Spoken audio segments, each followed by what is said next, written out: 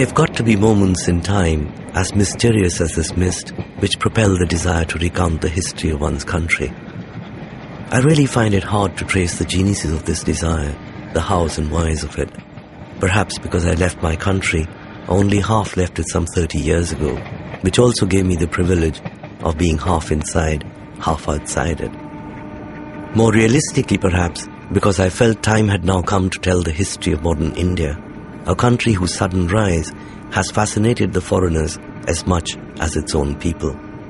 But I thought a history of modern India had to include in it a layer of the immensely popular Bollywood songs, which reflect a parallel history of emotions of these millions of people watching cinema every day. And then, rather than focus on facts, I thought of privileging the triggering points of Indian history. So one fine day, I picked up a few film songs and jumped on the first train that came my way.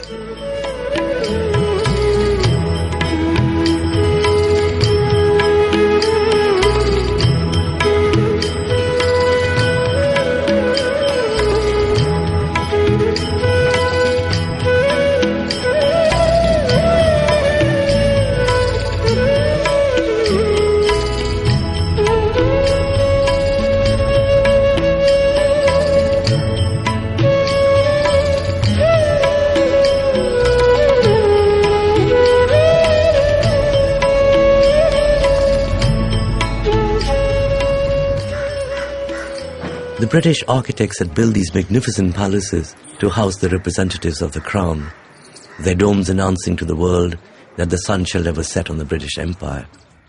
The standards of regalia were set by the Mughal emperors themselves, and more lately, by the breathtaking guard of honor given by the Indian princes to King George V for his coronation.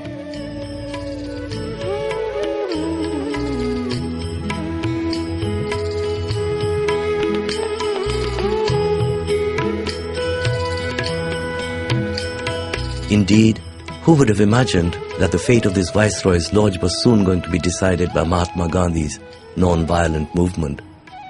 That this beautiful building was soon going to be the seat of power of a free and democratic India?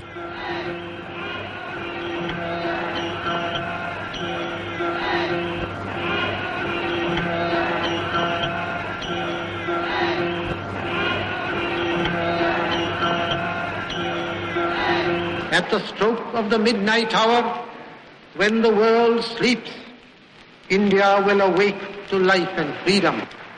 A moment comes, which comes but rarely in history, when we step out from the old to the new, when an age ends, and when the soul of a nation, long suppressed, finds utterance.